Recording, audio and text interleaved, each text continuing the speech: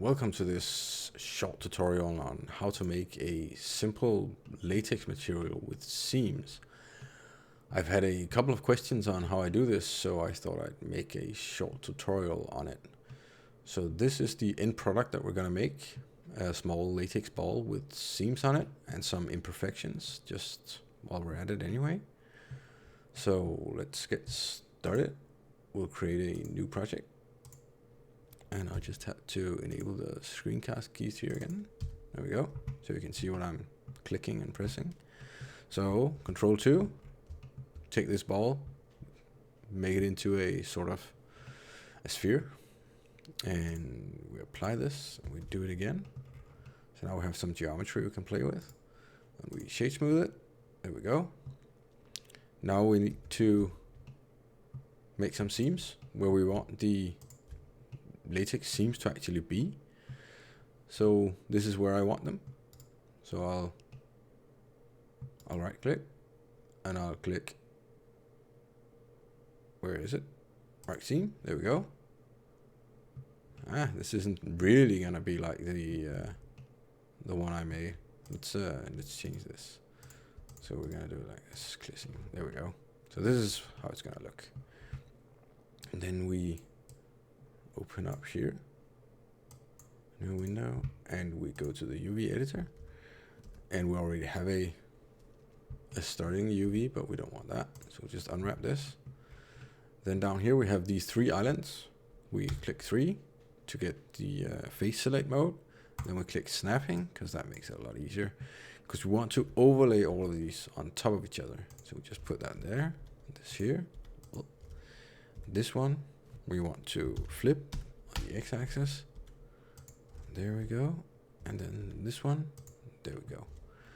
So let's make this a little bigger, turn off snapping, there we go. So now we have our basic UV.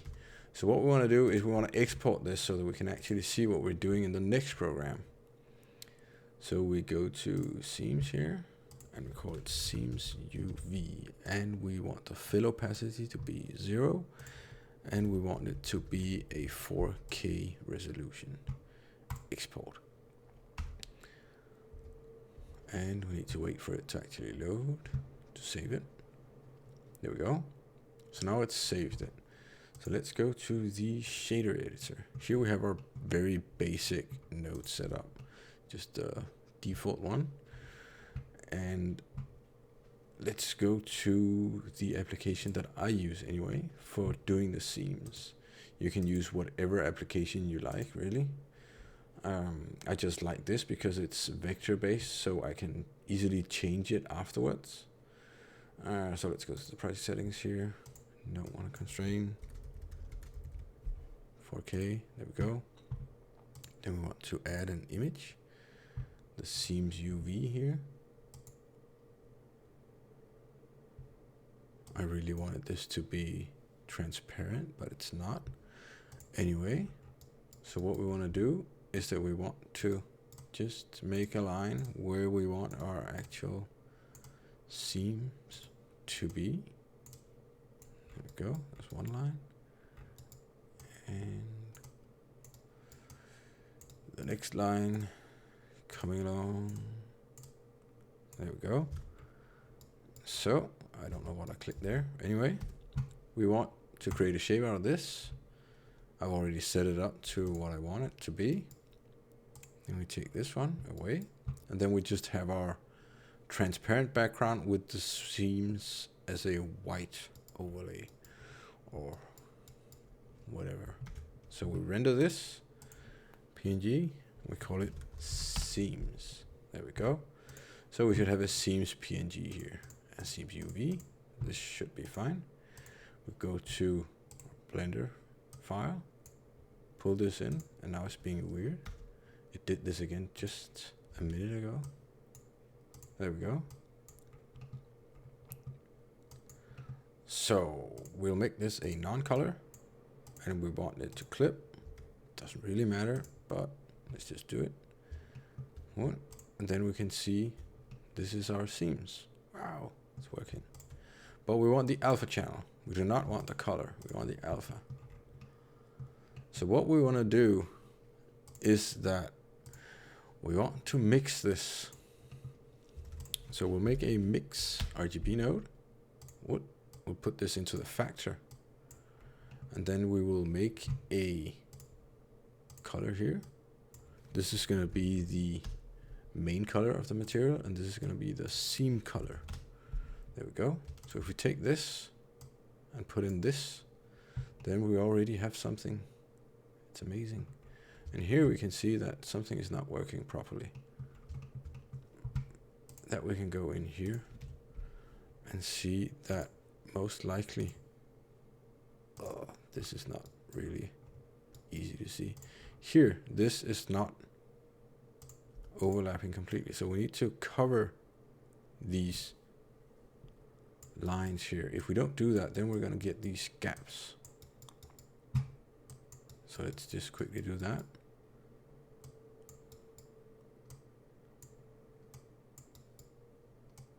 Oh.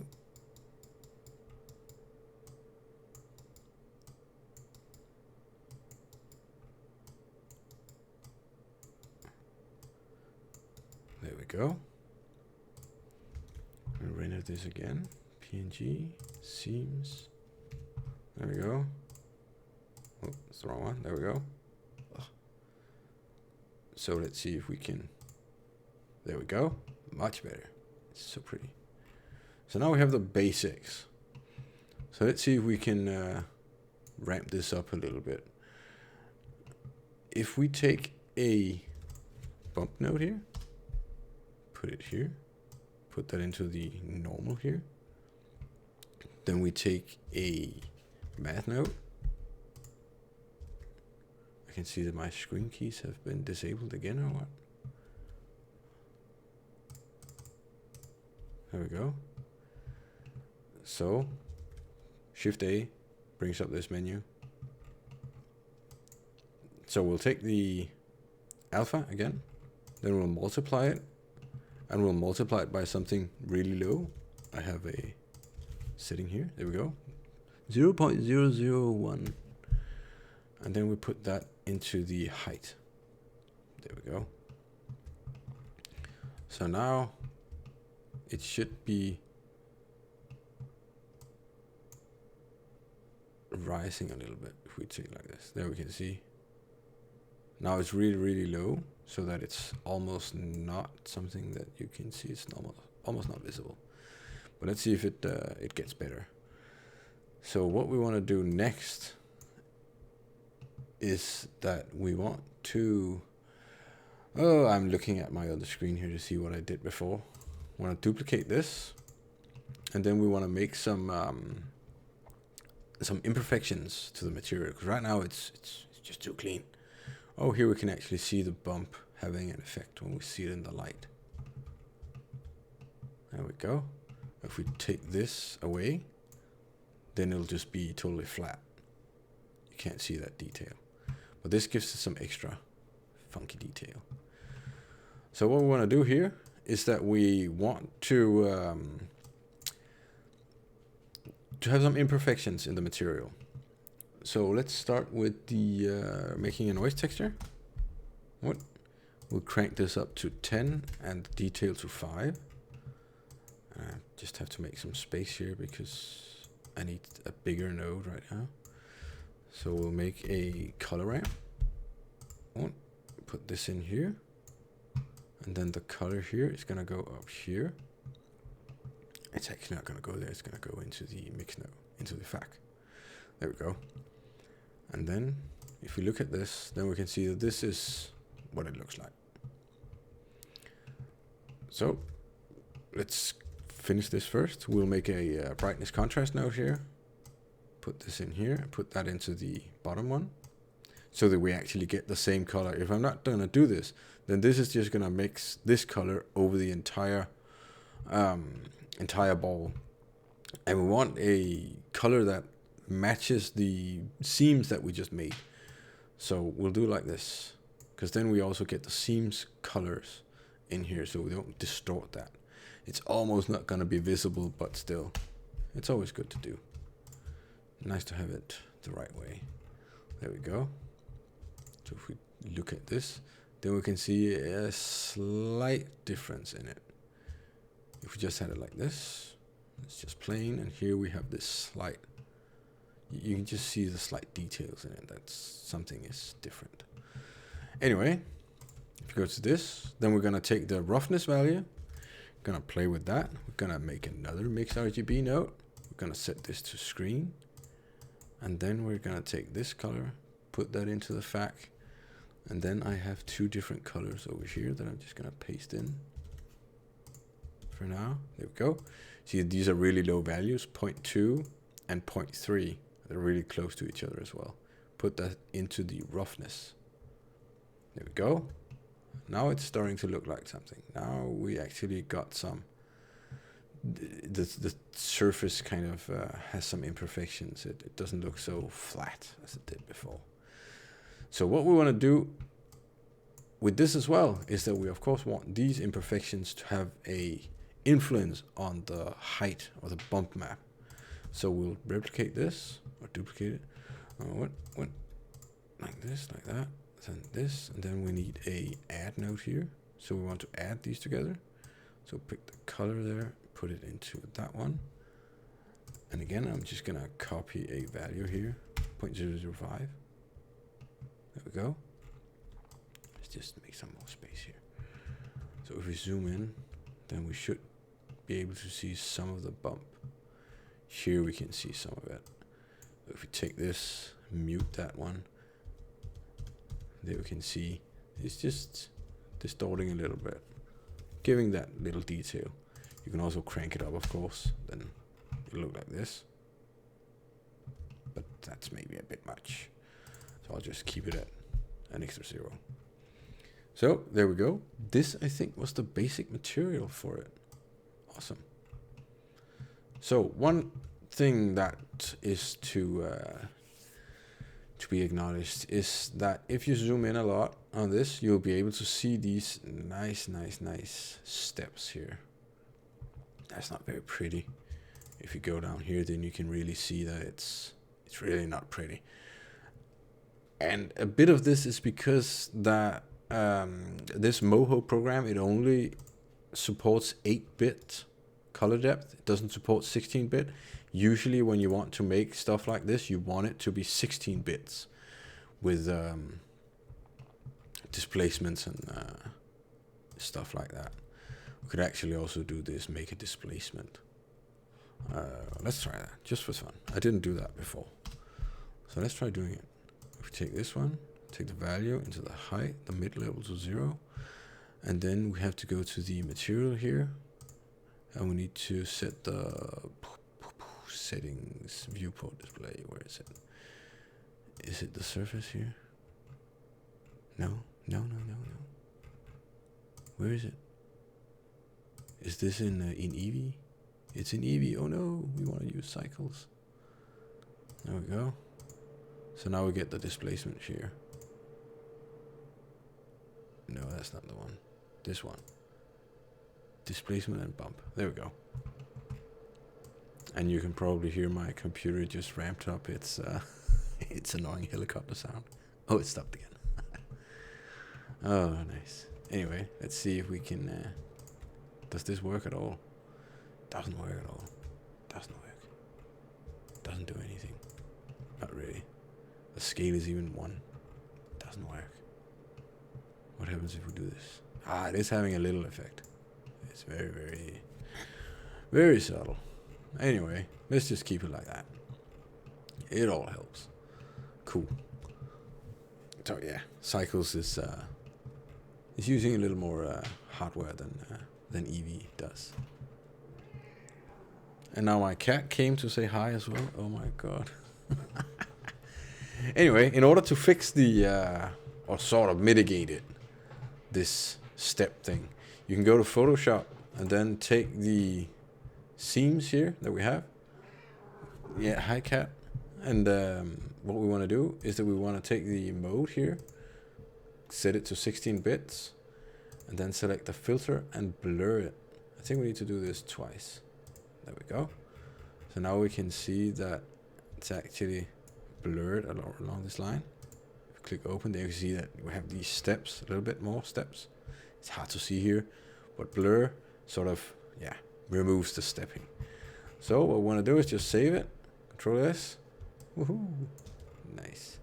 Then we go back to Blender, here we go, and then let's see if this works. Oh my god. There we go. It's not a lot, but it helps a bit. It removes some of the steps. If you want to remove it completely, then you of course need to just set up the resolution of the image to maybe 8K, for example. So if we do that here, we can just take the project settings here. 8192, as far as I remember, 8192. Yeah, you already did that. Click OK. Render it. Save as PNG. Seams. And save it. I'll take it. There we go. And then we can go in here, close it again. We'll just do that step again. So we can see here it's 8192. So we take the image, mode, 16-bit, filter, blur, blur again, save it. And it takes a little while. Woo, there we go. And we can also see that if we let it load here, it's 1.44 megabytes now. It started out at 50 kilobytes or something. So we go here. Let's see if we zoom in again. Oh, my clipping is a bit off. And open image. Let's see what happens. There we go. So now it's really, really sharp. Now it's working a lot better than it did before. So anyway, I had a HDR on the other one. Let's just enable that. We need to go to world here. And we need to select an environment texture. There we go. So we need to open this. And we need to go to Blender texture.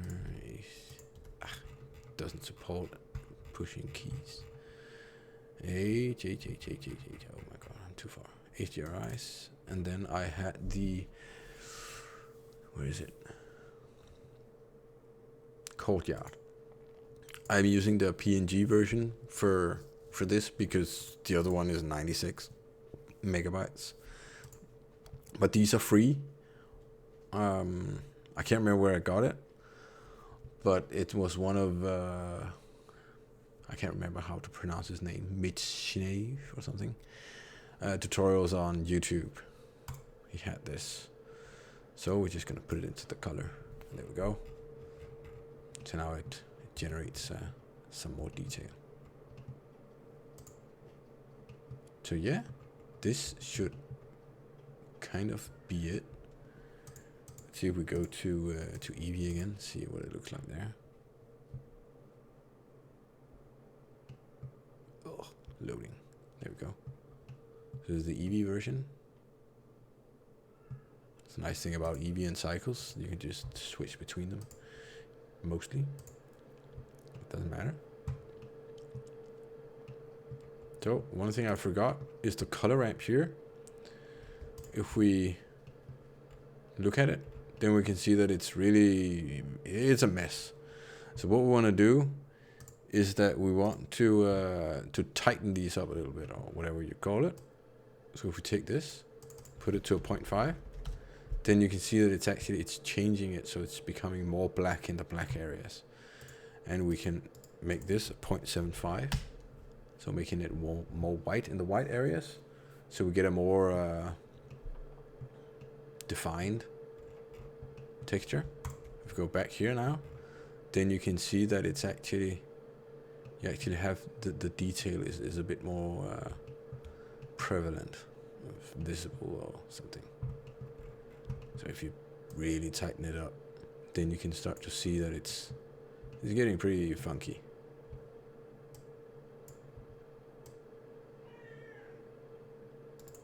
So anyway, 0.75. There we go. And my cat is meowing in the background. Nice. So this is our ball. It works. Yay. And in the description, I will leave a link for the blend file for this. It's going to be a free post on Patreon, so no worries. I think that's it. If you have any questions, then just leave a comment. Or leave a like on YouTube. No, can't do that here anyway.